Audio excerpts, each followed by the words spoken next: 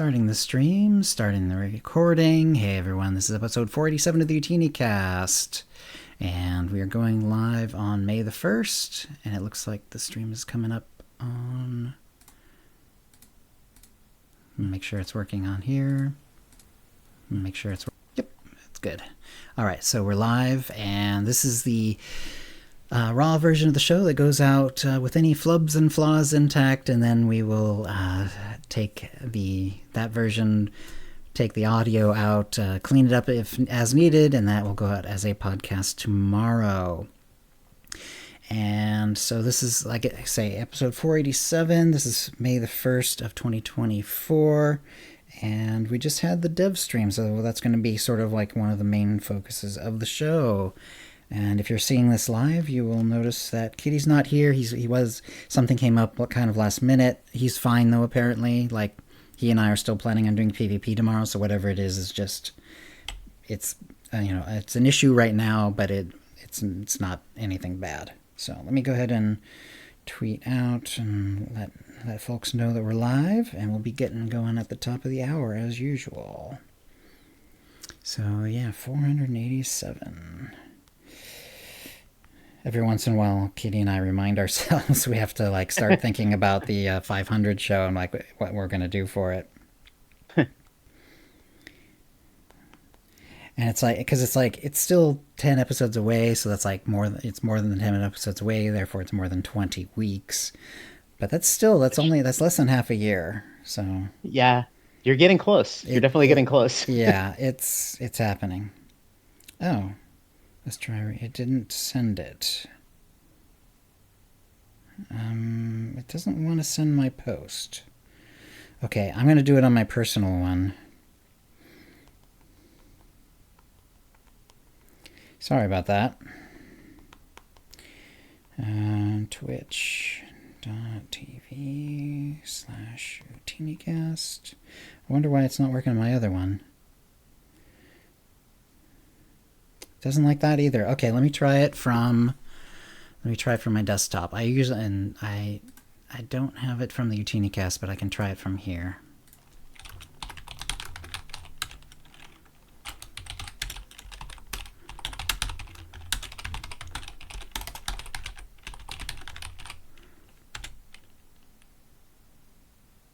Okay. All right. Well, that seemed to have gone out, so whatever. I'm going to go back to the OotiniCast account and see if I can find that post and just repost it. All right. All right. We'll say that worked. Hey, JD, how you doing? All right. It's almost the top of the hour. Not quite, though. We always try to wait until the actual top of the hour. So yeah, we have I guess Caber, who's back on after, gosh, how long has it been, Caber? It's been a while. It's definitely been a while. Yeah. Okay. And we will we'll talk about that, and we'll get going here. So let's see. Everything else seems to be okay. Volume is fine. The recording seems to be fine as well. Always cross fingers about that, right? And we'll go from there. All right. So yeah, this is, again, it'll be mostly about the 7.5 dev stream. That's going to be the main focus of the news. There really hasn't been a lot of other news because I think they were sort of holding off saying much of anything before the dev stream. I'm sure that a lot of their time and energy was devoted to getting the dev stream together and making sure that it was set, and that they got permissions with whoever they needed to get permissions for to announce this and that. I'm sure Eric Musko has a lot of control over that, but I don't think it's total control. As far as I know, they still have to run a lot of stuff by upper management. Sometimes in terms of when things are going to be announced, and also, of course, anything that actually connects with Star Wars. They are still in regular contact with LucasArts, so very cool. Very interesting process they have to do that. All right, it looks like we are just a few seconds away from the top of the hour. So let's get this going. I'll have a little drink here. And we'll go in 5, Hi, and welcome to the OotiniCast. Let's just say I'm good at my job. This is episode 487, being recorded on Wednesday, May the 1st, 2024. I'm your host, Chill, and with me is my co-host, my co-host, Kitty Kisses, is not here. Something came up at the last minute. It's just me and our guest, Caber76. Caber, how you doing? I am doing good, and I apologize. My Alexa just went off. So oh, is that what that is? Please ignore that. Yeah. Okay. I'll turn it off after this, but I'm doing pretty good. How are you doing? I'm doing fine. Go ahead and turn that off, and then right. And we'll figure it out. Go ahead and do that. I'll vamp a little bit about Kitty. All right, no problem. Okay, so Kitty let me know shortly before the show that something came up, but it sounds like things are fine. We're still planning on doing PvP tomorrow, so whatever it is, he's not in any dire straits or anything. It's just something that came up that unfortunately kept him from the show. So, but Caber, we've been trying to have on for a little bit, and we finally got you again. So, you were on before, but it's been a while now. So, I think close to a year or something like that. I want to say within a year. I think the last time we went on here, we were talking a bit about like anxiety and alting and Star Wars, and it was really fun. I had a really good time, and I've been trying to get back on your show for quite a bit. Yeah, exactly. It just hasn't been working out. I was on vacation, and other things came up, so it happens though. So yeah, what you been up to recently in the game? I've been working on the new season. I kind of go at my own pace, but I do enjoy the season, so I've been working on that quite a bit. Yep. I noticed like last week I wasn't really able to achieve much of the stuff that they were asking, because sometimes I don't do some of the stuff they're asking. So, Right. Like last week, it had a lot of there was operation stuff and like world boss stuff and like some of the hardcore crafting and all that stuff. I didn't get much done either. I think I did like 3 of 7. I got 3 of 7. I always get the daily done, but yeah exactly. I felt the same way. And then this week it's like I'm going 6 of 7 without even really just doing like the stuff I would normally do pretty much. So that's exactly what happened to me. I looked at it and I'm like, well, I'm doing great. And then I get to the end and I'm like, last week, and I'm like, I got nothing. So, so I've been pretty much doing that, and I've been doing heroics. I've been doing the Coruscant heroics, trying to unlock the last Remnant set. I think I have the Remnant Resurrected Inquisitor set left. I only have 2 pieces, and nice. I remember losing my mind. I did the same thing. Yeah, half a year ago, something like that. And boy, that is a grind. Getting that RNG'd for the last one. Yep. It's bad. It's really bad. Yep. So it's just like you do a daily or 2 every day, and yeah. It's pretty much the trouble indeed, I think, is the name of it. And I have so many alts, I just alternate it on Republic. Right. I learned it all from you, actually, on one of the OotiniCasts. So I was watching what you did and listening to what you did, and I did the same thing. I looked it up on, I think it was Soterista, and I found that it's through one specific person. So I've been just doing his quests, and nice. It's lucky that so you have 2 pieces, but they're both from the same set and both from the same boss draw area type of drop. So that's good. Yeah, that's lucky. It definitely helps towards the end if you find out you don't need all 4 of them and you can whittle it down. It definitely helps a lot. So for sure. I'm so sick of that quest. You have an idea, but I'm so sick of that quest. Yeah, this is the one on Coruscant, you said, so Republic, and it's that one with where there's like an elevator towards the end. Yep, and it's got like a chip you got to get from the guy, and you have to leave. So it's probably the harder one, but at this point it's pretty easy because I've done it so many times. But I'm just tired of it. But maybe one day I'll get the last 2 pieces and I can retire. It'll be good. Well, the unlock sale is on, so if you want to unlock those for the whole account, this is probably the time to do that. Sweet. Those aren't too expensive. I don't remember if they've changed it or whatever, or exactly what the price is, but it should only be like 10 CC or something like that. Yeah. So that won't be too bad. And what else have you been up to? Well, I mean, I'm an alcoholic, been no surprise. I know you're one, Kitty's one, everybody's one. I kind of take it to the next level, and I had created a second account at some point. Oh, wow. And I was just kind of getting overwhelmed with it all because I had so many characters that I just spent one weekend going, what are you doing? And I also play I mean, I also play World of Warcraft, Oh and I do the man, same thing in World of Warcraft. So at some point, I was like, I that's a can't do it. lot.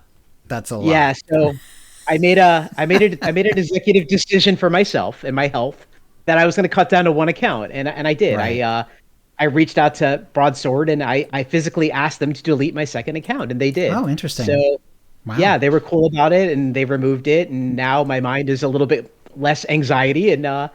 I still have my alcoholic problems, but it's all on one account now, so it's Right, not right. You won't have to so, remember which account that's on. yeah, Were they both exactly. subbed?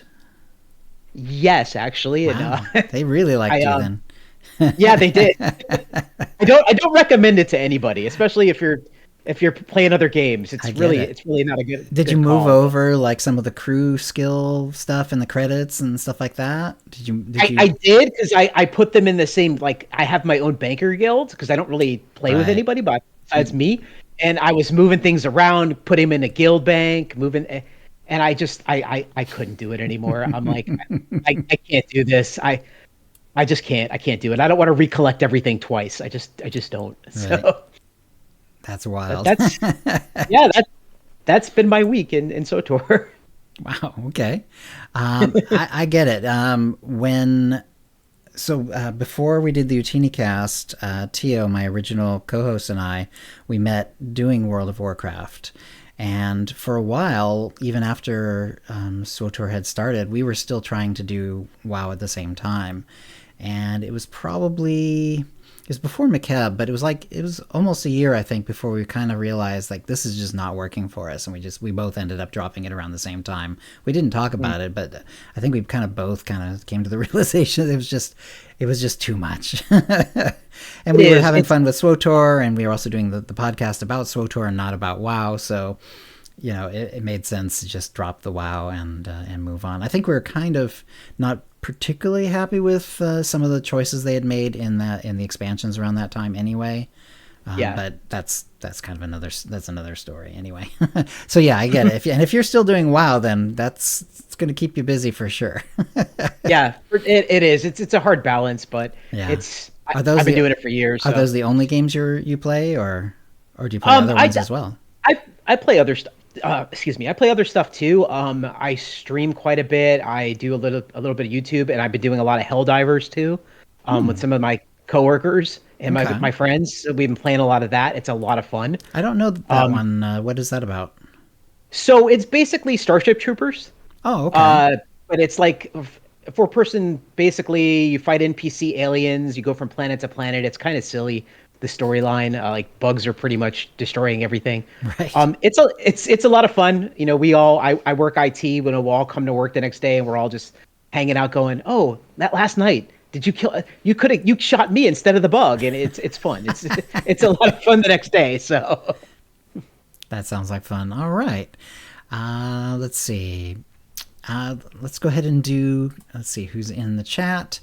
And let's see. So Aaliyah's here, Sophia, HViz, 8 Row, 8 Sir, Donk7, Darth 30 Sucks is here, Drapsnet is here, Growth Rocks, Immortalized Love is here, JD Sevens is here, Joseph 1Z is here, Caber, of course, is here, Galactar Keeper is here, Lurks, Marks, Pen is here, hi Pen, Professor Darth Yoda regresses, Squishy Twitchy's here, Suburban Wombat, and Sukoxi.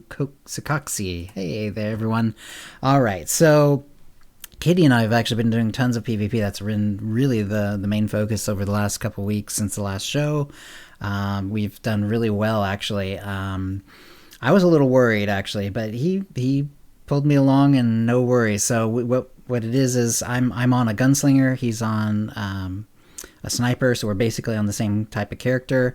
Both very squishy, both ranged, obviously, and both very focused on. Like they're especially in arenas. Like we notice we get focused on pretty often. Sometimes if there's a Sork, they might do us, or they might go after the Sork. But sometimes it gets really brutal.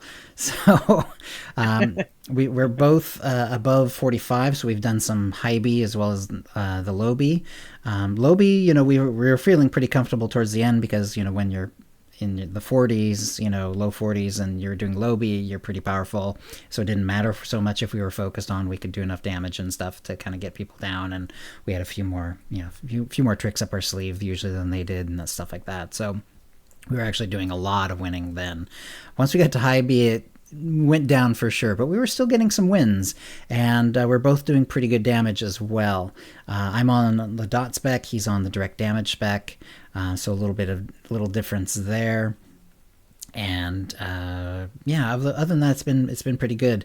I did a little bit of leveling as well, just off of when I wasn't with Kitty as well, and that went fine too. But I don't think either of us are at 60 yet, so 60 will get another ability and all that good stuff. But yeah, it's a little brutal at this level because like we get focused on and we just don't have enough tools to really stop them sometimes. So like, for example, there was one arena where they focused on me and I just did not have time to even get my hunker down going, so I was not CC immune, and they just CC'd me and they just blew me up before I could do anything. And it was they happened to be like all sort of like bursty anyway, so I had no chance because I could not use any cooldowns. I couldn't use med packs because I was stunned. I could have, of course I could have CC broken and gotten back into cover and stuff, but it just happened too fast. It was literally like a global and a half and I was gone. So it gets brutal sometimes, but as we get a little higher, it'll be better. At 60, I think that's when I get my roll, so that will give me at least one more tool. Somewhere in the 70s, I can pick the like hollow traverse type one, whatever they call it in the spec. I'm not sure what it's called in the spec, but whether you get to teleport once, kind of get you out of trouble. And and the damage is good. Like even at like I'm in, we were at like in the 40s, 47, 48, and we're going up against these 70s, and we're still doing reasonable damage. We're both like at or near the top of the damage charts and doing just fine. So it felt good. Let's see. So that was this is my misfortune from League of Legends cosplay character. League of Legends, like I say, it's the only other game I play, but I haven't even really played League of Legends in a little bit, so I'm not sure if I'll get back to it soon or not. I kind of want to, but I guess part of me is just happy doing SWTOR right now, so it's all good. She's a bounty hunter, but with gunslinger abilities, and that's actually a pretty fun way to go, actually. You can also do mercenary, I suppose, if you want to do the dual wield. But I wanted to try this, the dot spec. There's some interesting things that happen with the tacticals and stuff like that sort of make it kind of fun, because you can get one of those tacticals for the dot spec that strips, does all the damage of the dots at once. So it kind of gets a burst as well as your regular dot damage, which is more trickle damage. So let's see. I did a little. I like your I like your cosplay characters though. I every time you're streaming, I'm always like, I wonder who he's, because you always have somebody different. You're always playing somebody new, and they look good. They always look really, really, really good. Thanks. Yeah, I like how Misfortune looks. I can't do a proper pirate's hat. I'm thinking about the ones that you get on Rishi later on, just because she hasn't gotten there yet in the story. The problem is that hides her hair, and her hair is sort of like part of her look, so I don't know if that will work, but instead I have like a tiara, because it has sort of like that triangle shape that's sort of like vaguely reminiscent of like a tricorn, pirate's hat, so it works, and it's fun to use like those really clunky looking antique Socorro or whatever it is guns. They're like one of the cheapest guns in the game. Like you can get them off the GTN for like 1,400 credits. But they do look like sort of like blunderbusses, or like these really, really old 1700s type guns. Yeah. So it works really well for her. And I'm really happy with that. I've been doing a little bit on Rogue. I've been watching X-Men 97. Another episode dropped as well. And I think there's only a couple more before the end of X-Men 97. Yeah, that's good. That's a very good show. I've been hooked on it too.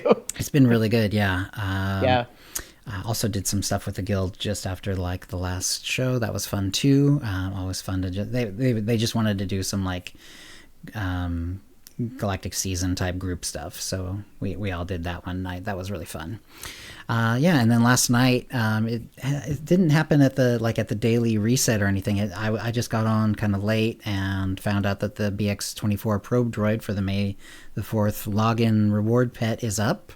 And it's pretty cool looking. It's sort of Darth Maul inspired. The little optical eyes, sort of like yellow and red rimmed, and then it's got like red with all the little black lines and stuff on it, like Darth Maul. It's pretty funny, and yeah, it's pretty. It's a lot of fun. So that one's available now, and we'll talk more about that too. There were no tips of the week this week. I would say, we've got the double XP, so this is the time to jump into double XP. That's the only tip I'm going to give this time.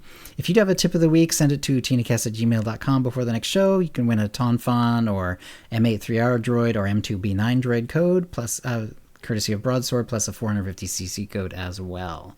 And let's see. So let's go ahead. Oh, I forgot to bring up the Mind Trap. You know what? Let's go ahead. I didn't actually add it, but I actually know roughly what it said. Basically, it was out of the 4 companions that you can romance, or do the date night thing with, which one is your favorite. And Lana won going away. And then poor Koth got like 1%. Poor. And actually, Arkin was like 3rd. He was like 10%. And Theron was in there pretty good. Like he had Lana was like way the leader, but Theron was like a reasonable 2nd, let's say, given the fact that someone won kind of going away. So for me, it is Lana 2 out of those 4. How about for you, Caber? I voted Lana. I saw it on your Twitter, actually, and I voted for her. So if you're seeing the show notes, sorry I didn't put that in. I'll try to remember to do that after the show. But yeah, that's basically what happened. Is just poor Koth got a beat down at 1%, and Lana ran away with the rest. I don't know if that's. In some ways, is it really fair? It's like there's only one female character, so if you're more into female characters than male characters, then you only have one to vote for. But there's also other reasons too. Like, of course, like any companion that can go against your character, leave your character or whatever, like Koth does. Or can. He doesn't always, but he can. For some people, that's just such a turn off. They just never want to see that character again. It's the same with the Inquisitor story. You have some people just cannot forgive that part of the storyline, even though he's a romance character. If you're a female Inquisitor, but So anyway, so that was the weird Mind Trap, but that's okay. We can move on to the holo feed. And about 2 weeks ago, this happened mid-April, and it sounded like it was being fully resolved at the time. Should be completely resolved by now. Some people were having troubles logging in, and if they were subbed, then it might have been related to being subbed. I also saw some notes about it being related to being part of the Steam account sort of thing. So it might have been only Steam related. It certainly didn't affect me. I had no troubles logging in during that period of time. But for people, it was affecting some people. And so for the subs who were having troubles, they were given 30 days of subscription extra. So, and that would have happened shortly after that. Apparently it's been resolved by now. So if you did have issues, but you didn't get 30 days, I would probably contact them at this point. There's a few in-game events for May, and we've got the double XP event going on right now. This is part of the May the 4th. It's going on right now. It's live. We've confirmed that. It's going on through 5/16, so just a hair over 2 weeks. And it doesn't say in this case of whether it affects Valor or not. And I didn't actually check before the show, so I'm not sure if this is a Valor double as well. Often these are, but since it only mentions double XP, it might only be double XP. So I don't know. Interesting. I hadn't thought of that until I just saw this, and it's like, oh yeah, sometimes those are Valor too. Anyway, the All Worlds Ultimate Swoop Rally is on right now, and it's going through the next week until 5/6. You need to be level 20 or above, and this happens on several planets. and you get to take part in swoop races. You can sort of jump on, and it sort of runs you around. You jump over jumps and stuff like that. There's different reputations you can gain. There's different mounts. There's swoop gang outfits. There's droid mini pets, some stronghold decos, all the good stuff that you expect from these recurring events. This is one that, it's funny, I did it a lot when it was on the PTS, and because of that I haven't really done it on live, even though it's been around for a while. So I always feel bad about that, and I probably should do at least some of it. Excuse me. How about you, Caber? Is the swoop rally one of the ones that you do? I kind of skip it. I mean, it always looked kind of interesting to me, but I've never really been like, I don't know, some of these like swoop rallies, and I never, I walk by it, I like, oh, it looks cool, and I never do it. So yeah, it is fun. It was fun to do, but yeah, I haven't done it either. I probably should, because like it would give me access to some looks that, you know, maybe I could use for cosplays and stuff like that. But we'll worry about that as it comes. So the Rakghoul Resurgence is going to be back on Tatooine. This one's going to be starting on the 14th, so it's going to be an off week after the swoop rally ends. There's going to be an off week, and then on the 14th, Rakghoul Resurgence on Tatooine from the 14th through the 20th. And on Tatooine, you need to be 25, and there's all the good stuff. This one's been around for a long time. Sometimes Kitty will do, this is when they'll do their Dr. Loken cosplay thing, where they get a bunch of people together who have made Dr. Loken characters, and we all go do group stuff. Either we walk around the fleet, and sometimes we do other stuff, like we'll do some fighting stuff, and just for fun. It's actually really hilarious to see, like, you know, 30 Dr. Lokens walking around, and the great thing is, like, the face model is one of the character face models, like his companion, like as a companion.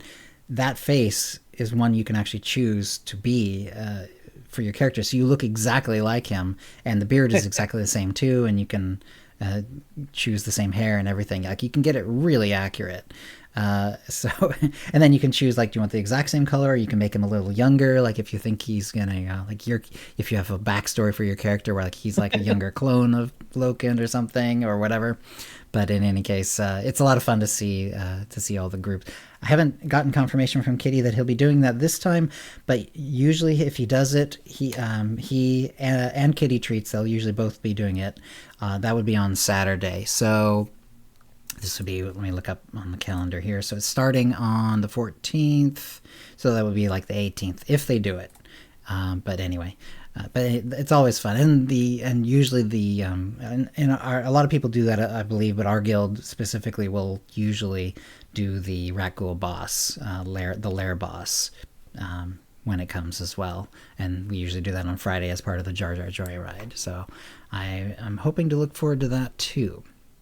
There's a Reputation with Thorn. There's Merciless Seeker's armor set, and some other armor sets. There's some weapons called Outbreak Response weapons. You get the Alliance contact with Dr. Loken. So if you want Dr. Loken as a companion, this is the time to go. And you weren't an agent, because if you're an agent, you can kind of force the issue and bring him back. But if you weren't, then this is the time to get him back as a companion, or get him as a companion, not get him back. Excuse me, I'm gonna. Sorry, I had a little something tickle in my throat. There's some infected Varactyl and infected Dewback mounts, ferocious Rakghoul mini pets. There's multiple different colorations of them. This would be a good time to go to Thorn and pick up the companion customizations, where they get infected. All your companions can get infected, pretty much all of them too, especially the story stuff plus Treek, who's not a droid. There's an infected version, and a lot of them look really grim. Like it's really disgusting, but it's kind of awesome too. This is about that time you want to avoid people on the fleet, because they're always infected, right? And they're standing next to you, and it's exactly. Fun. So if you're on the fleet, be careful, especially around the zone in area where people tend to congregate anyway, either by accident or maybe even on purpose, because there is an achievement you get for infecting other people. People will make you sick. So if you're worried about that, if you go to the medical vendor droids, you can buy anti-rat ghoul disease debuffs that will keep you safe from that for multiple hours. Or if you have a little bit of reputation with Thorn, I don't think it has to be very much. I think it's pretty low. You can get a relic that will basically do the same thing. And unfortunately, you'd have to like put it on, clear your debuff, and then put your other relic back on because, unfortunately, and if you get infected, you'll have to do it again because unfortunately, it used to be that the relic you could pop it and it would just give you a buff, and then you could just change the relic back. But the buff would stay for like 6 hours, just like the 6 hour buff from the vendor droid. But that doesn't happen anymore. So as soon as you drop the relic, you're going to drop the protection. But that's okay. It's not really a big deal. Just the next time you're out of combat, you just put it on briefly, take it off again, and it will have cleared it out. No problem. You just pop it, and it's all good. Let's see. So we have the celebration of May the 4th. That started basically right now. It's live now. There is a double XP event, as we mentioned. You get a pet that we also mentioned, but there's a couple of other things. So there's the 50% collection unlock sale is on. So if you have something you want to have available to more than one character, like if you have a mount that you particularly like or whatever, you can unlock it, and it'll be for your whole account instead of just the one that you unlocked it on. There is 25 to 75% off items inspired by the Mandalorian series, and up to 90% off various items in the cartel market. And I haven't looked that out too thoroughly, but I happened to be on looking at Kitty's stream when he was looking at some of that, and apparently some of the dyes are on sale, and so this is a pretty good time to be looking and seeing what you might want to be getting on the cartel market. Do you do a lot of unlock sale type stuff, Caber, or do you buy things when they're on sale like this? I usually wait for the unlock sales. I've bought quite a bit because they're really cheap and it's the best time to get them. So I always wait to I guess they do it like around May 4th or Christmas. They always seem to have them. So it's I usually always just those two. Yeah, it's usually just those two. So it's now, and then you got to wait a little more than 6 months until Life Day. Yeah, I got to make sure I got some cartel coins because I love to unlock it when they have the sale. That's right. I've got a couple thousand, 3,000 built up or something like that. I've got enough to do some with, but it goes really fast. Like even at 50% off, like you will burn through these cartel coins pretty quickly. And I have found that like in the past, I've definitely like over unlocked things. Like I've unlocked things that I've never used them for a cosplay character. And I may not, and yet I still buy the unlock anyway, just because like I like the outfit or whatever. And it's like, it's not necessarily the best way to do it. It really isn't. Same with the mounts. Like, yes, it's kind of fun to be able to say you've got like all the mounts unlocked or whatever, or all the emotes unlocked or whatever.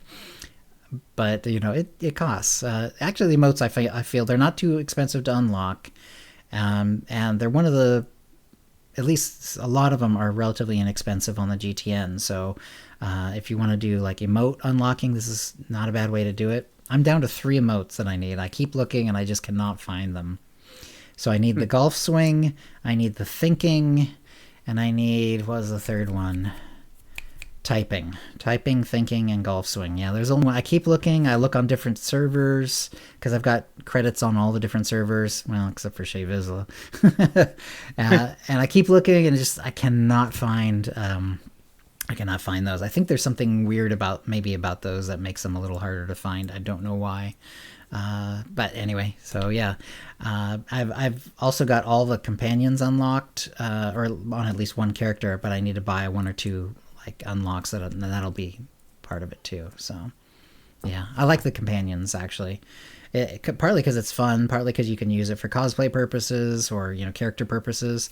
Also, it's like if you need the influencer for the daily for conquest points, for galactic seasons, for example, or whatever, or if you're just trying to get 100 on a character, then having a bunch of the cartel ones is really nice to have because you can give them maintenance for droids or delicacies for the critters, and you're good to go. So, let's see. Is there any particular type that you unlock more than others?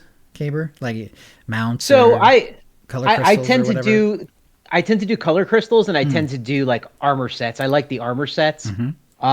A lot of times what I've caught myself doing is I'll hit the GTN, I'll look for whatever the cheapest cartel item is, and I'll just buy a bunch of it. Hmm. And then I wait for sales like this, and I'm like, oh, let me unlock it. So I probably have a ton of them.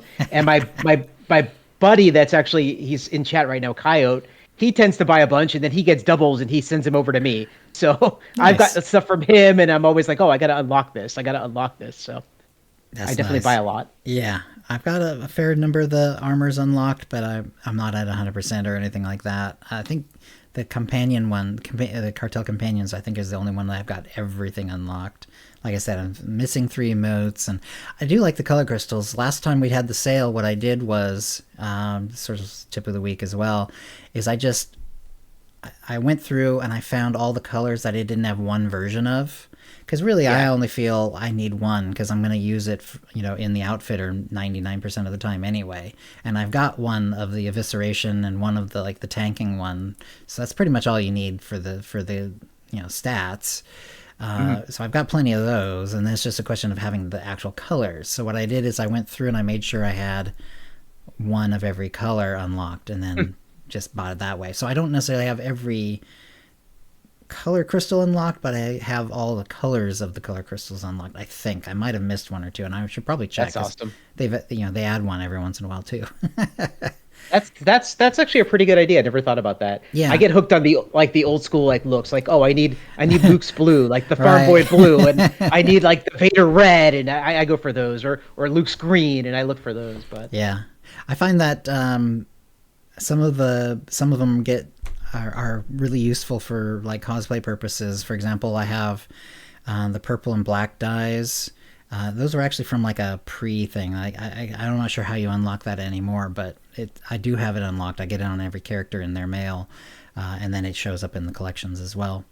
And I find that one's really good if you want like blaster bolts that don't look like blaster bolts, like they look almost like bullets because they're very subtle. Like there's not they don't show very well, but that's fine if I'm like trying to do an actual gun as opposed to like a real blaster. So like for Misfortune, she uses like these old kind of blunderbussy looking guns. So those wouldn't be blasters; those would be like regular guns. So I use the purple and the black dye, and it sort of settles down. Makes the gun, the blaster bolts look subtle, so it looks a little bit more like gunfire. So anyway, that's cool. That's yeah, really cool. yeah, and then there's other things too. Toys. I'm pretty good on toys. I think I'm missing a couple of toys in the game. I have most of those unlocked.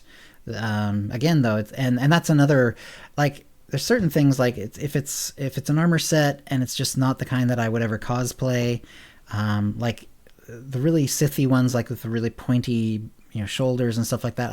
I'm probably never going to use that for a cosplay. There's just not a lot of need for me to have that unlocked.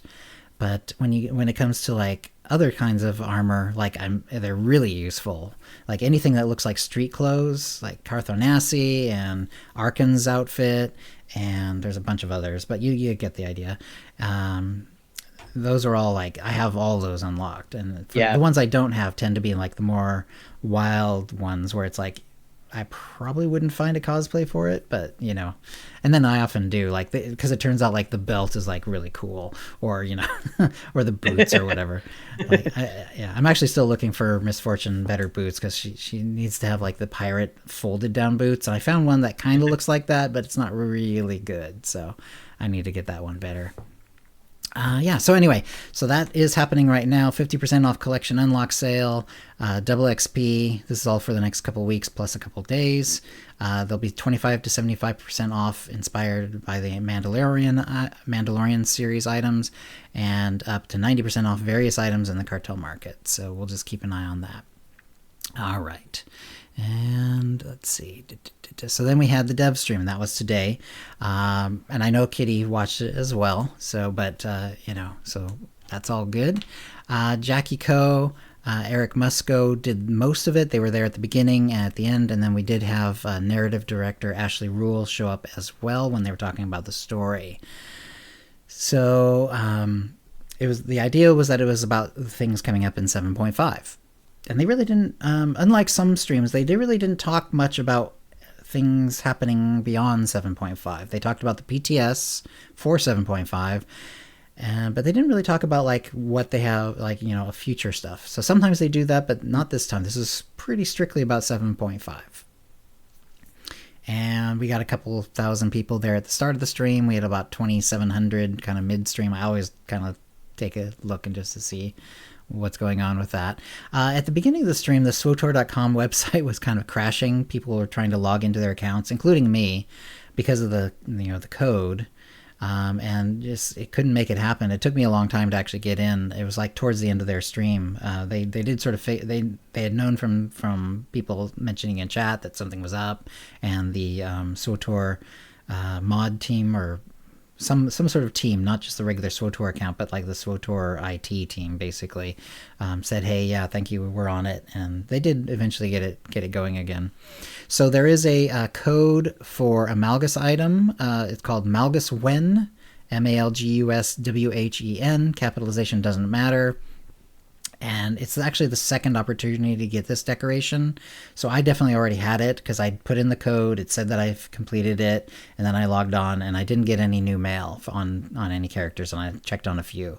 So, you know, it's all, you know, it's one of the ones that we already had. The Malgus ones, and then I looked at the, I did like some decorating. You know, I went up to the wall, and the Malgus posters are very cool. So I'm not sure which one it is. It wasn't really possible on my account to really tell which one it was, but it's both of the Malgus posters from the past are very, very, very cool. So yeah, did you already have this one, Caber, or was this one new to you?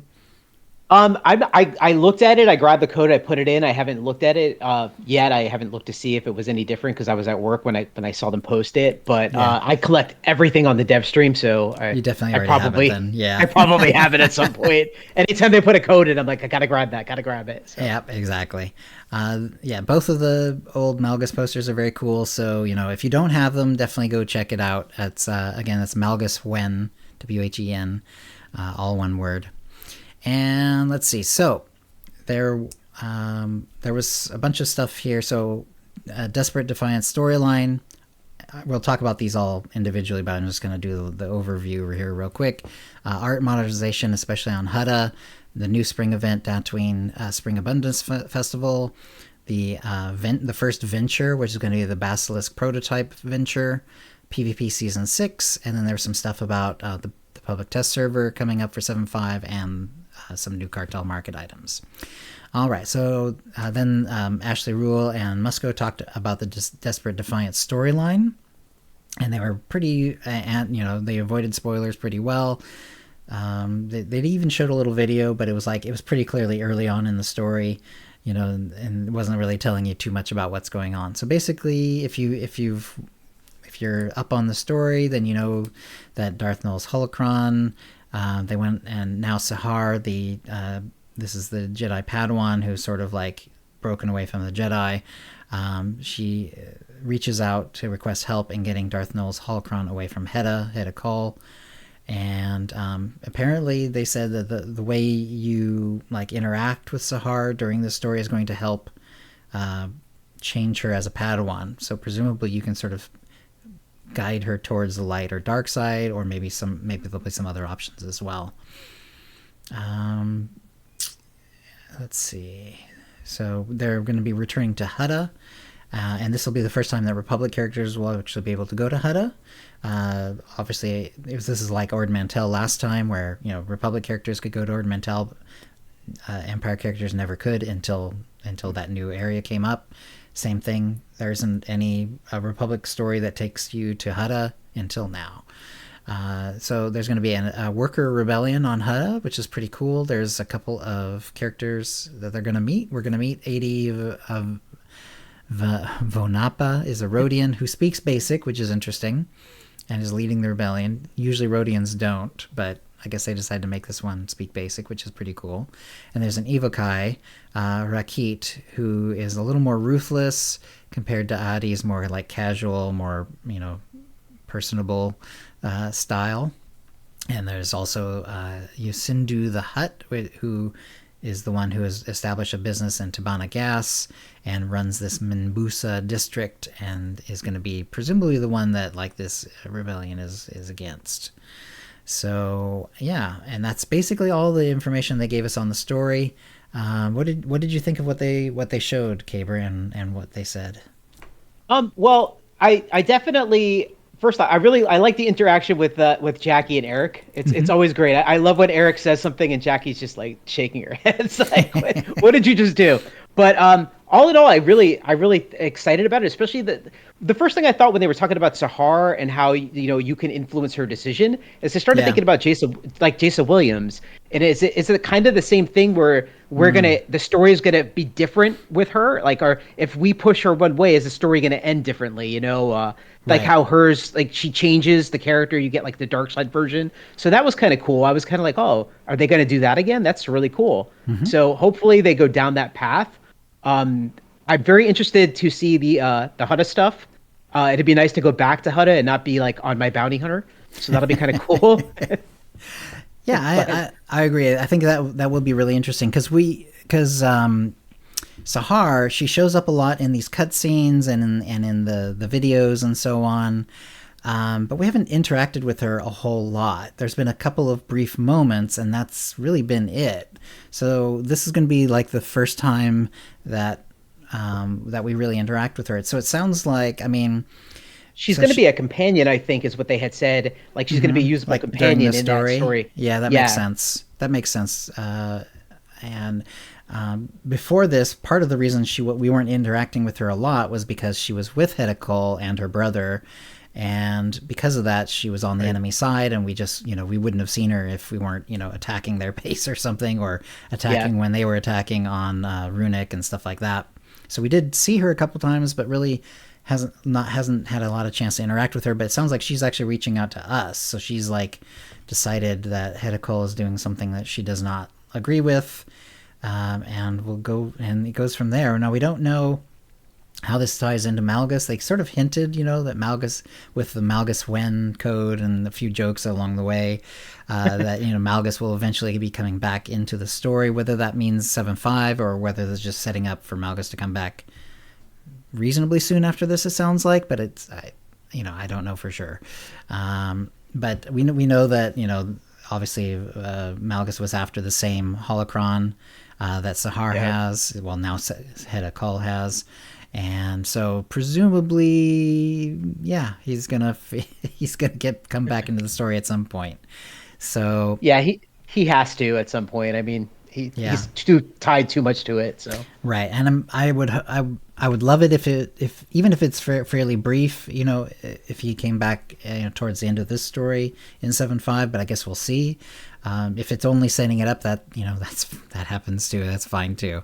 Yeah, as long as the story itself is engaging, that's really all I'm looking for. The new characters looked interesting. The Rhodian had one of the outfits on that you can actually get. It had some goggles and so on. We'll talk about that a little bit more in a bit. And then the Evokai had like a traditional Evokai outfit on. Like if you've done the Bounty Hunter story, then you know what an Evokai outfit looks like.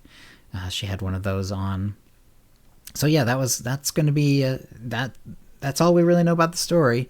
What they did though is then they started talking about the art modernization efforts. So they've done this some on Tython, some on Korriban, Runic, Ord-Mantell, Voss. So what they're doing is they're updating art in the game, including terrain, architecture, foliage, props, skyboxes, and as well as environment effects. And the good part about this is when they make a new area like the Ord-Mantell one or the new one for Hutta, then what happens is when they update, say, a tree, and they put it in the new place, that's fine. But the same tree, if it exists on the old Hutta, will update there as well. So all of Hutta is getting an upgrade in its looks. And they also showed a video of what it looked like. And so what were your thoughts on that video, the new versus the old Hutta? It looks cleaner. It definitely looks cleaner. They look like they cleaned a lot of it up. The colors seemed more crisp. I think what gets me from just playing, so many MMOs, usually when they start changing the look of something and they start redoing the way it looks and the textures, at some point you see character customizations and character models changing. So I'm hoping with all of that at some point in the future we'll see character stuff. But I definitely like that they're updating the environment, making it look a lot cleaner and crisp. I mean, I'll be able to tell more, when we all get to test it, but it definitely looks like they're going in the right direction with it. Okay. Let's see. And Darth Dirty Socks says, I just did a PvP match. This is about something we mentioned a little bit ago. And I believe it is double Valor as well. I got nearly 7k Valor for a match where I usually get somewhere around 3.5k. So cool. Hopefully the Valor is double. Does sound like it is. And that's very nice. I'm sure Kitty and I will be doing lots of PvP. So we'll get a lot of Valor that way. Yeah. And I agree. The trees definitely were sort of to me, the thing that sort of looked the most strikingly different. Like there's a lot of other more subtle changes as well, like to the pipes, to the water, and some of the other things. But the trees are definitely upgraded. They look a lot more naturalistic. There's a lot more detail on them. They also, though, as a general thing, it used to be Hutta has this very yellow overcast, everything's yellow in Hutta. And they definitely toned that way down. It's still on the yellow side, but it's more like a gray with a little yellow in it, as opposed to this sickly yellow overcast. So in some ways, it looks a little less polluted in a weird way. But on the other hand, the environment effects are a little more extreme. It looks a little more smoggy and stuff like that. So it looks a little it still looks unhealthy, but in a different way. I always thought the yellow really made it look like the whole planet was sick. And that was kind of a cool thing. That was part of it. The huts are basically, putting this whole, planet right into the crapper. And now it's still like that, but it's in a less in your face way. There's still a slight yellow cast, but it's more gray, and then there's a lot of sort of smog effects, and it's all kind of dirt. Is the whole the air is dirty. It used to be the sky was yellow, so it made everything look yellow because all the light was yellow, and so everything looked yellow.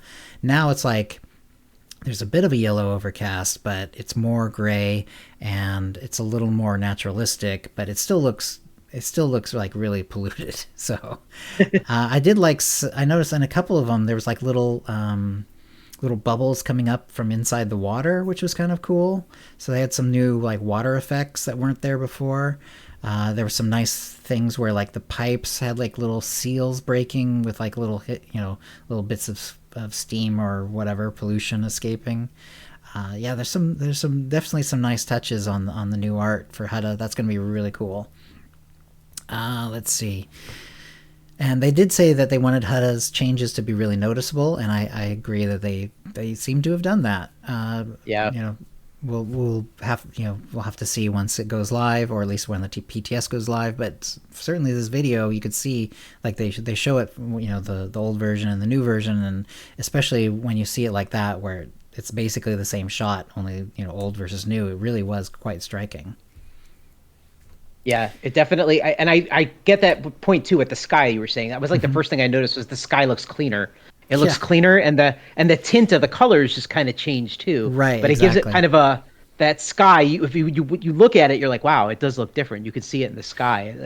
It looks good. Yeah, and it looks unhealthy just in a different way. It's a little more say Ziost, where the colors were a little muted, or a lot muted on Ziost.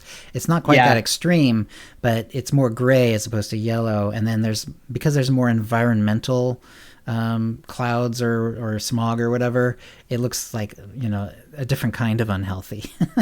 Yeah, I mean the huts are still destroying it, so we're good. Yeah, that's all that matters. we know that's all they're about anyway. Let's see. Then the next thing they went into was the Dantooine Spring Abundance Festival event. So they've had 3 sort of seasonal events before. The summer one was the Nar Shaddaa nightlife event, which they talk about later. That's actually one of the things they did talk about that's coming up. Then in the autumn is the Feast of Abundance, or Feast of Prosperity. I think that's what it's called. Yeah, that's on Nar Shaddaa. And then the winter one, of course, is Life Day. So, but there really wasn't one for spring, and they've added one for spring. It's going to be on the test server Dantooine Spring Abundance Festival event, and the idea is that it's like a bit of a break. It's like not going to be all about combat all the time. A lot of it is going to be more sort of. It seemed like it was going to be sort of more mini game or exploration, stuff like that. So there's a creature rescue, so you can save abandoned creatures to live on the farm. There's like a dance, so you can dance with locals and other players in a central area of the farmstead. There's a pie baking and pie sampling event going on. There's a weekly egg hunt, which maybe there's some on Dantooine or maybe not, but they said specifically they could be on Alderaan, Rishi, Makeb, Onderon, and Yavin 4, so all over the galaxy. The eggs are pretty large. They're sort of like dinosaur-like eggs. They're pretty big. They're like chest height, it looked like when they showed a picture of one. But they don't glow interactable blue. They are interactable, but they don't glow the interactable blue that we're all used to. We're used to like if it's that light blue, okay, go and see if you can hover over it and click on it. This one will not glow interactable blue, so we will have to just find it. But given the size of the eggs, it shouldn't be too hard. But all over the place. So yeah, and that's going to be interesting to see like how often they happen and what the point is. Like, is this a mission? Is this an achievement? Is this, if you open it, is there a chance for something to happen? Like you get a pet or something? I have no idea. They didn't really go into detail on why the eggs were there or what they were doing, but there is an egg hunt for sure. And there's also sort of it's not a fishing mission in the way that like World of Warcraft does it, but there is a Zap-A-Fish mission, and apparently it is sort of relaxing though, where you sort of employ droids to collect fish, and I don't know exactly how that happens, but apparently it's sort of relaxing and kind of fun to do. So yeah, that'll be interesting to see what that's like. And there's a Farmland Grazer and Night Shift tech armors. So one of them has like an earpiece. That's the Night Shift one. The Farmland Grazer has goggles, and then there's a different version where the goggles, instead of being on the eyes, are actually like being worn around the neck. Like you've relaxed, like you've taken them off, but you've hung them around your neck.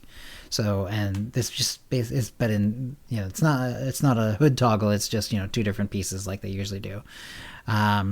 But that works well, and it's kind of the sort of thing that I'm sort of interested in, because it is sort of like a normal outfit, and there are goggles in the game, but they kind of fall into very specific styles, and this one's a little different. Like most of them are either very high tech, where there's like tech stuff with the goggles, or if it is goggles, it's like these very squarish goggles. Like they have a very specific look to them. And they don't necessarily look like, everyday glasses or whatever like this. These goggles they're not like everyday glasses, but they are more like goggles. Like they're a little rounder, and they're not, quite as blocky looking. And they had a nice look to them. And I could definitely see using that on a character for sure. Are either of those outfits ones that you were interested in? I did like the goggles being, the two different pieces, but I guess we're just never going to get that hood up or down that we've been asking for years. I mean, it just ain't happening. I think it's just not going to happen. It's just too difficult. Yeah, it probably is also very difficult, especially now that they've added like the outfitter. So, yeah. I mean, what I really want is something kind of that you brought up in the pre-show. I want them to have the hair show from underneath the hat or like the hood, like more hats, like more hats that do that. Right. Yeah, that would be awesome. Like that would be so cool. Yep. But all in all, I think I don't know how I feel about the farm thing that we're having here, but Yeah, I'll definitely check it out for sure. My poor, like, I have like this old SSD, and it's just very full, and it's like very difficult for me to put the PTS on. Like, I really have to like work on it, and like kill as many other little things as I can to squeeze it on, and then it's a real pain in the ass. So I might or might not actually do the PTS myself, but when it goes live, I will definitely check this out. Now, even though it's the spring event and we haven't even gotten the PTS, and it's already the start of May. It sounded like they were gonna make it go live anyway. like they really wanted it to go forward this year. So it sounds like it's going forward this year, even if it's a little late for technically for spring. So that's going to happen. Sounds like regardless, and then presumably it would go a little earlier in years coming, and it'll. Again, this is whenever they talk about these seasonal ones, these are ones that recur once a year. So these will be coming back, but if you don't do it, when it goes live they didn't say when 7.5 is going live, but whenever it does, you'll presumably have, usually the seasonal events go a little more than a month, 5-6 weeks is pretty typical, but we'll see. I don't think they mentioned how long it would last, but we'll see. And then, like I said, then next year presumably be a little earlier in the year to more accurately line up with spring. Yeah. I mean, technically it's it's spring until June 20th, but my guess is that it's going to be on maybe just before that. Sounds like that's what I would guess too. I figure in the next couple of months the way they were talking, they made it sound like it was coming soon. So right. It's interesting. It kind of reminds me of in Warcraft, they used to have that in Mr. Pandaria. They had the farm, and it kind of reminds me of like that farm thing too. I don't know how the festival spring dance ties into that all, but hey, we'll see how they work that out. So you're right. Well, they've done, they have the dance floor or like the little dance droid that kind of make that little dance parties. Yeah. So, dancing's definitely a big thing in SWTOR, and yeah, this will be another way to do it. Apparently, it looked kind of Maypole-ish as well. I don't know if the dance is in fact going to be like a Maypole exactly, but it seemed to have some things going on like that in the little picture they showed. We'll see. Excuse me.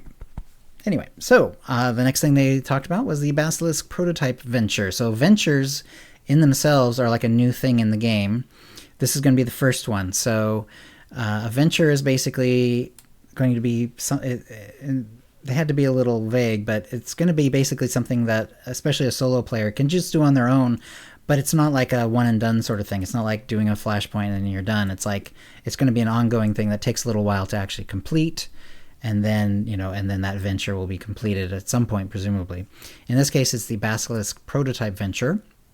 And this is the follow-up to all the Basilisk story things that you've been doing. If you've been wanting to, like, you can actually skip it. It's not considered part of the main story, but at least on my mains, I've been definitely doing this. So Lane Vizsla has basically, you kind of come across this Basilisk, and basically Lane Vizsla is going to help. You've been getting parts and information on Basilisk war droids and stuff like that for Lane Vizsla, and now that information has sort of borne fruit. And B3S1, which is going to be the name of the companion, or Bessie as they call her, will be restored to full functionality, but only with your help. So this is interesting. So you have to go through the story with Lane Vizsla. And then once you've done that, then you're going to go to Lane Vizsla's place and pick up these little missions. And when you do, then you and Bessie, only Bessie, you have to have Bessie out as a companion, will be going to a particular daily area. And Bessie is going to be like in healing or in damage or in tank mode, but you don't get to choose. Like it's set for this whatever mission you get. And I'm not sure how random that is, or if there's just like a series of them. It's not really clear exactly how that works, but it sounds like it's going to be a mixture, like you're never going to be able to just do like tank, or heal. Like it's going to be a mixture of damage, tank, and heal with Bessie out in these daily areas. And she's going to actually change her looks as time goes on. So you're going to start, she's going to be sort of stripped down, not have as much armor.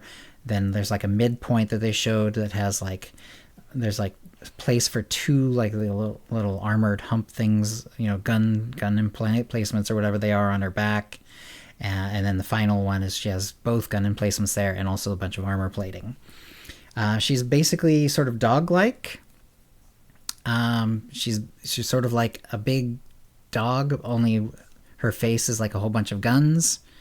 And what I thought of when I saw it is like, it looks like a bulldog sort of shape. It's sort of squat and a little short, it's like very stocky looking, But with the guns for a face, it's got to be an American bulldog, right? Not a British bulldog. So, so, so yeah, it's like a bunch of guns, and even though there's no eyes, it's surprisingly cute. Like weirdly cute, even though there's no eyes, just faces of massive guns. Surprisingly cute anyway. At least I found it. So, and they clearly found it. So, how about you though, Caber? I liked it. I thought it was kind of cool looking. I thought it was interesting how the faces the guns, and I like Mm-hmm. how they were talking about how you have to teach it. So like it won't be able Yeah. to be like it progresses. So once it learns to tank, it's going to start slow and work its way up, and that was kind of cool. And how the armor changes.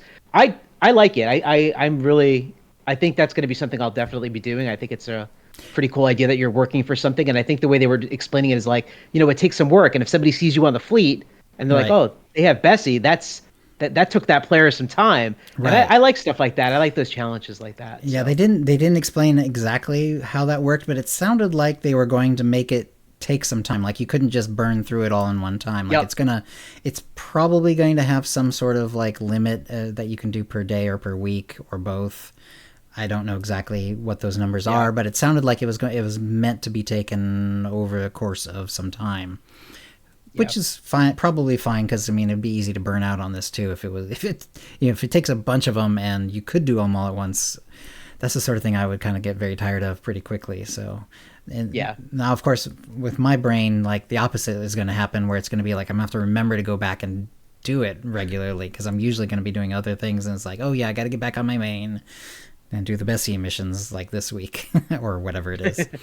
But I'm looking forward to trying that as well. I think it'll be fun. There's no indication what the final, like once you have it unlocked, presumably then unlocked, it becomes sort of a normal companion. You can then switch it from tank to damage to heals and all that. I assume there's going to be the where you can give it gifts and what as well and raise its influence. I don't know. It's possible that influence goes up as you unlock her as well. So maybe you don't have to do as many, or maybe you don't have to do any. Maybe you get to 50 as you unlock her, or maybe not. Maybe she's level 1, you'd have to unlock her all the way. I have no idea how that works. There's also no indication yet, as far as I can tell, once she's fully unlocked, if she's also a crew skill companion or only fight, like kind of like the companions from the cartel market and stuff like that. So she might only be a fighting companion, but she might also be able to do crew skills. It's hard to tell. yeah, I don't know. I could see it going either way, actually, but whatever it turns out to be, I guess we'll find out. Yeah, so you need to have completed all of the Lane Vizsla missions, and that has been happening over the course of the last few updates. So some happened on Runic, some happened on Voss, some happened on Ord Mantell. I think some happened on Voss, didn't it? Pretty sure. Anyways, definitely some happened on Ord Mantell. Yeah. And if you've gotten all that, then you should be able to do this new thing where you're going to be doing the training and bonding with your companion. All right. So this is like I said, this is the Venture system, a subscriber-only system, mostly so that if you're doing solo stuff, it has something for solo players to really dig into and do over a course of time. And it really does sound like they have more planned, but there's no indication as to what that might be. Or the cadence either, because I imagine like this sort of thing takes a lot of work, and it probably can only happen once in a while. But I guess we'll find out. All right. One thing I did notice in the Bessie video, like she was attacking, but they also showed her like lying down, like she was like doing like little doggy things, which was kind of fun too. So it looks like there's a little bit of extra animation and stuff going into her. How that works, I don't know. I know if you have the Act Dog, and there's one other companion that does it too. If you get them up over a certain influence level, you can make them do tricks. I don't know if it's like that with Bessie or not, or if there's some other way that happens. Maybe the lying down is just a rest animation. Like if you stop long enough, she'll kind of go into her lying down animation. I don't know, but yeah, that'll be a lot of fun to see. No indication whether there'll be other like customizations, like not armor because like she doesn't wear armor in the usual sense, but like how you can customize HK and other droids and stuff like that. It's possible that they could have customizations for Bessie once you've unlocked her as well, but I didn't think they mentioned anything about that. So they could do that, but there's no indication whether they will, or maybe it won't happen right away, but they have it plans for it down the road. Who knows? They definitely could, though. Like, you could definitely make it so, like, once she's unlocked, you could then change her color or add a gun to her back or whatever. We shall see on that. All right. And then they sort of, Jackie and Eric talked about sort of like PvP Season 6 is going to be a great pirate hunt theme. It's going to begin with 7.5 launch day, and it's going to run for 16 weeks, up from 12. And they were sort of on this fixed schedule that was sort of like independent of like what else was going on in the game. The PvP seasons were. There's going to be a change now, so it's not going to be tied in with the game updates going forward. And so like 7.5 is going to have the PvP season, and then 751 would be the next galactic season. So they're gonna kind of keep it on that sort of cadence. So, or that sort of like, they're gonna lock it in that way. So you can always go into the PvP season and see how many days there are left and stuff like that. But as far as like when the next one's coming, that's how you'll know. Like, oh, okay, well, 7.6 is happening. That means the next season, 7.7 is happening, or whatever. And that's the next PvP season. And then if it's 0.1, 7.6.1, 7.5.1, that's the next galactic season. So that will, because of this change, they're also changing how the PvP season works a little bit. Instead of 25 levels, it's going to be 30. The maximum catch-up level is going to be increased to 20 from 15. The catch-up startup date will apparently remain unchanged, so I'm not sure exactly how that works, but it gives you a way to potentially get some rewards through credits and whatever that you couldn't get otherwise if you like were away from the game for a while or whatever. So these extra 5 levels, they need something to fill up those parts of the track. Warzone Adrenals and Medpacks will be part of the reward track.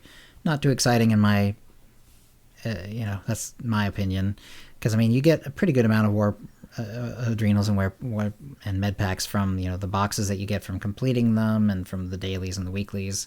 Usually I don't have any trouble like gathering more over time. Like I almost never run out. I'm usually like slowly gaining them instead on a character.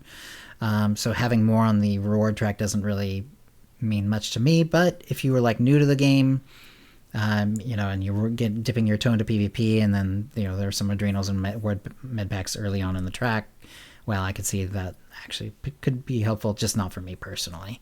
There's going to be a text-only remote R because of the pirate theme. We don't have a lot of text-only emotes in the game, really. There's a lot of emotes that will also put something in the text, but there's not that many that just kind of go R, or whatever. Like usually if you do like a /nod, yes, it'll say your character nods in text, but your character will also be nodding. It's not text only. So I'm not sure. I'm not sure about that, but whatever. Anyway, there will be a title called Pirate Hunter and a legacy title, Privateer. So if you like the whole pirate, the whole pirate feel, this will be a good season to get to really dip into it. If you like the Pirate Hunter title or the Privateer Legacy title, because usually like there's a couple of piratey sort of ones. If you're doing a smuggler, there's some the captain and a couple of others that are sort of I think there's a Privateer one as a smuggler as well, but or Privateer related anyway. But that's pretty much the only Privateer ones in the game. So now there's another one. There's a Cosmic Corsair Armor and Astro Marauder Armor. Love that name, Astro Marauder Armor. Basically, they look like sort of jackets, like padded kind of, or sort of like heavy coats over hard armor. So like there's hard armor showing on the legs and sort of a little bit under the jackets, and then with a full Mando style helmet, only instead of like a Mando T slit, it has just a slit going across this left to right. So it's like it's just a single line going left to right for the visor slit. Actually, I liked the helmets a lot. I thought they looked really good. What did you think about these outfits? I like the outfits. I thought they were really cool. The event, the PvP event, like I'm not. I know you were talking before the pre-show. You know, you and Kitty were doing some PvP. I'm not into PvP that much, and I try to get myself to do it because some of the outfits that they produce in the PvP seasons are awesome looking. Yeah, there's a But lot of them, my a lot of good ones. my anxiety just shoots through the roof doing PvP, and I just can't do it. So Right. I don't make it very long. But the armor sets look really cool, and I know the I like the visors and stuff on them. They looked really good. Yeah, I think the helmets are both of these are really excellent. I thought they were a little unusual looking compared, Yeah, like I could see them working with the armor, but they were also very unusual, like kind of unusual choices for the rest of the armor set. But regardless, I think the helmets are really cool looking. Have you ever tried PvP like with someone else? Because like I have and I know Kitty's the same way. We both have a hard time doing PvP solo. Like if we try it, we sort of burn on it very fast. We do maybe a daily, yeah. and then it was like we're off of it for that day, and maybe even for the next few days. It's like it's very hard for us to solo PvP, and it feels a lot better if we're at least duoing. Have you ever tried that? I mean, that would probably be the smart idea to do it, but like I said, I normally play by myself. I mean, Coyote sometimes plays with me if he's on, but he jumps games too, so I'm usually on by myself, and I don't have anybody Right. to PvP with, so I do pickup groups, and you Right. know how that can go sometimes. So Yeah, it's very hit and miss. yeah, it's sometimes I'm just like they'll yell at you because you're not doing what you're supposed to be doing, and I'm like, hey, I'm just here for the tokens and the armor. I don't know, you know. Right. And also, if you're duoing, you'll basically never go into one that's already in progress. Like you'll never be jumping into like a Void Star where your team is like way, way behind. You're definitely going to lose. And you're only going to get like one thing. Because if there's something about Yeah. the way the system works, it just does not take duos or above and put them in one that's already going. I've never had it happen. I don't know if it's even possible. It may be possible. I've never had it actually happen to me.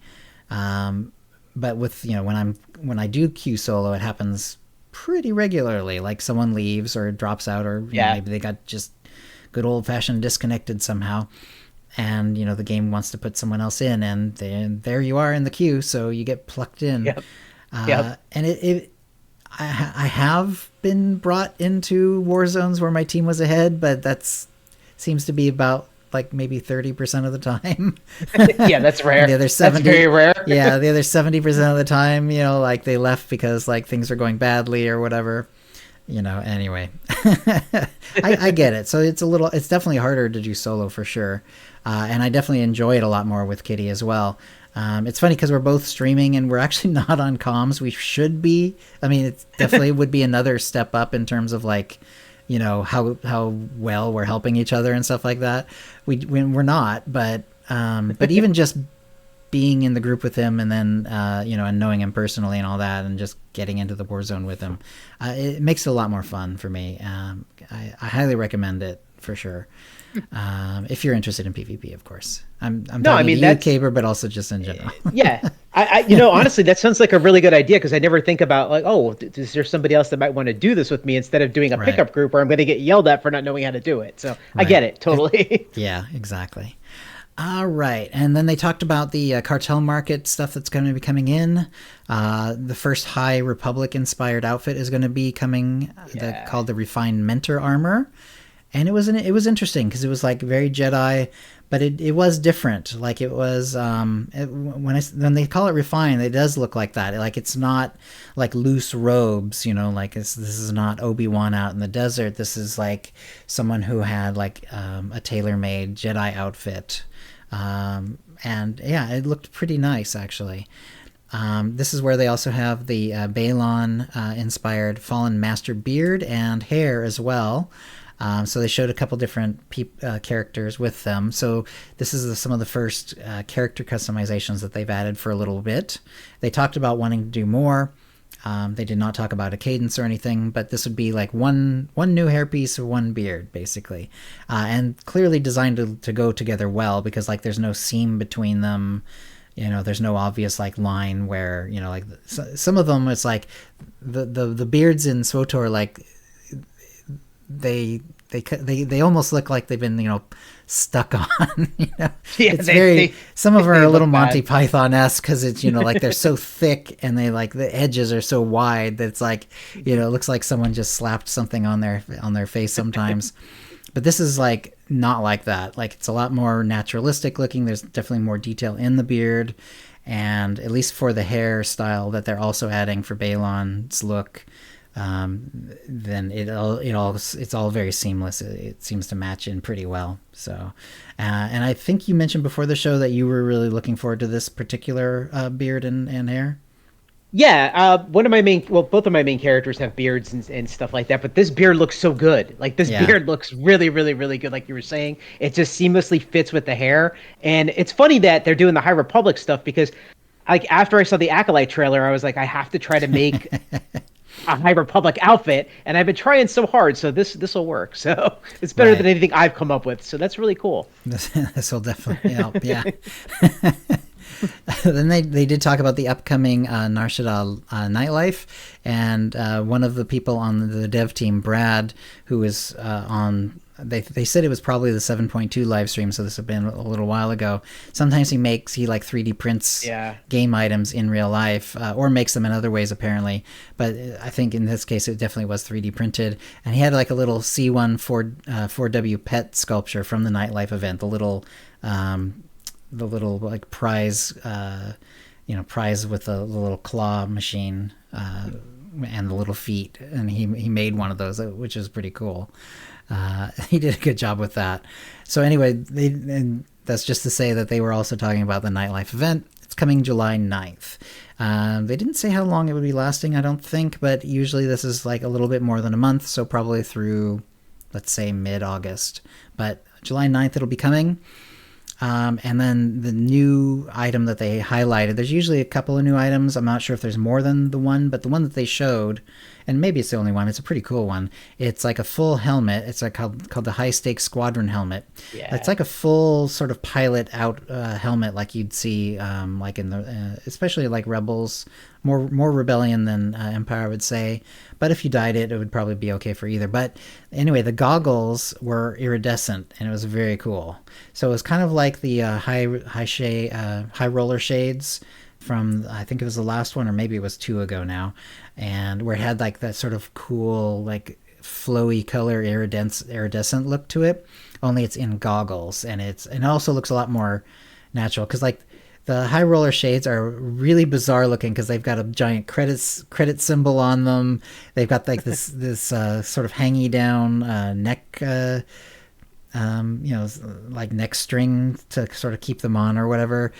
They're sort of a little weird that way. Like I would have preferred them if they were just the goggles, and they're not. But this one, the goggle part of it is all iridescent, and it matches very well, and it fits in very well, and it looks really cool. I think wasn't it flashing like gold or something? I remember Jackie saying something like, "Oh, is it flashing gold?" It was like changing color too. It keeps changing colors, yeah, exactly. So because it's iridescent, like a lot of times it'll sort of the same colors, but then as you turn more, whatever, it'll like all of a sudden you'll see even more colors that you didn't see before. That seemed to be what was happening, and they did emphasize that this is like the big prize. It's like this is only going to be coming on the Emperor machines, the final machine. True. So yeah, that's one that we're gonna have to hunt for sure. I hunted so long for those darn high. I did too. The first time they came out, I did too. And when I finally got them, exactly your description. I'm like, this is what I worked for. Yeah, exactly. It's like the iridescence is still really cool, but I have 2 problems with it actually. One is that the weird fact that it has like this giant credit syymol. I think isn't it over the nose piece?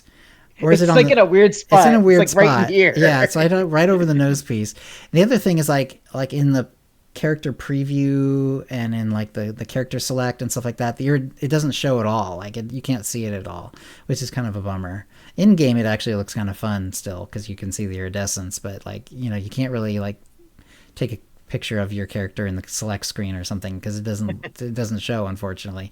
As far as I know, maybe they fixed it. I haven't actually worn it in a while because of that. But hopefully the squadron helmet won't be an issue. I guess we'll find out. But it definitely looked really cool when they showed it. So I'm really looking forward to seeing that. Yeah, and it's sort of like the round more, more the rebellion style helmet, to me at least. That's what it said to me. And yeah, that was a lot of fun.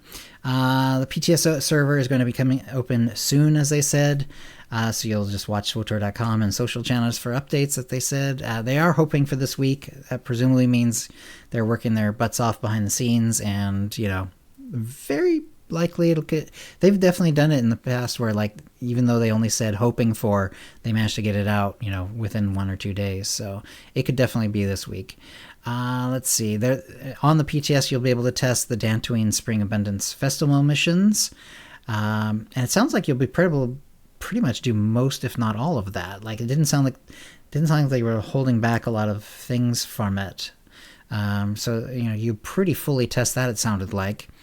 The venture for the Basilisk prototype is actually going to be on the PTS as well. So if you want to dip your toes into that and see how see what that's like. But no story, and that's normal. Like, they almost always avoid all the storylines. So presumably, though, they almost always, if there is some sort of, I don't know if there's a daily area. They haven't really mentioned Hutta being a daily area. Maybe it isn't a daily area. But when there is sort of things to do on that area beyond the story, sometimes you can do that, so you can go check out, you in the past, you could check out, like, the Lord Mantell, some of the dailies and stuff like that. You wouldn't actually be able to experience the story, but you could see some of the dailies and you could check out the whole area. All right. They did talk about the, again, the collection unlock sale, double XP event. Some of the Mandalorian items on the cartel market are on sale. Some miscellaneous cartel markets are on sale, so we've mentioned that a couple times. Good enough. Also, again, if you log in, you'll get the BX-24 mini pet, and it's sort of very Darth Maul inspired. They said Phantom Menace, but I mean, clearly it's Darth Maul. And there we go. So,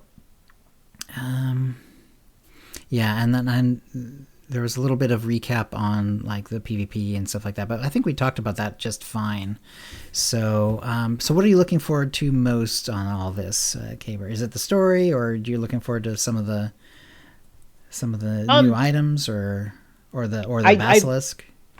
I think it's a little bit of everything. The Basilisk sounds really, really cool, so I'm definitely looking forward to that. I love the new customizations. I can't wait for that. The High Republic armor and the story. I really do want to see how Sahar is, like, influenced by us. Like, how does that work? Is it going to be like the way it worked in the past, or are they changing things around? I really am interested to see how that goes down.